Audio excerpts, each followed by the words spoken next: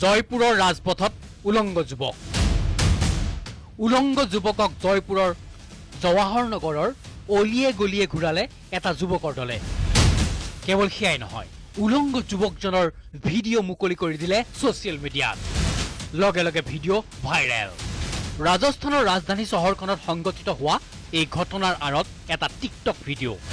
TikTok video' কৰি বিপদত পৰিল যুৱক। এই যুৱকজনে এগৰাকী কিশোৰীৰ সৈতে এটা টিকটক ভিডিঅ' কৰিছিল। পিছে টিকটক ভিডিঅ' কৰি কিশোৰীগৰাকীৰ ককায়েকৰ ৰোষত পৰিল যুৱকজন। যুৱকজনৰ ওপৰত খৰ্গহস্ত হৈ কিশোৰীৰ ককায়েকে কেইজনমান লগৰীয়াৰ সৈতে টিকটক ভিডিঅ' কৰা যুৱকজনক উলংগ কৰি প্ৰহাৰ কৰিলে। কেৱল সেয়াই নহয়, ডেকা ল'ৰাটো উলংগ কৰি অলিয়ে গলিয়ে ঘূৰালে জৱাহৰ নগৰৰ। আৰু এই সমস্ত দৃশ্যৰাজি বন্দী কৰি ৰাখিলে মোবাইল কেমেৰাত। ছ'চিয়েল মিডিয়াত এৰি দিলে ভিডিঅ'টো।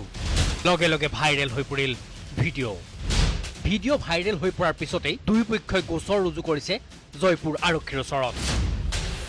News desk report, news 18 Assam north east.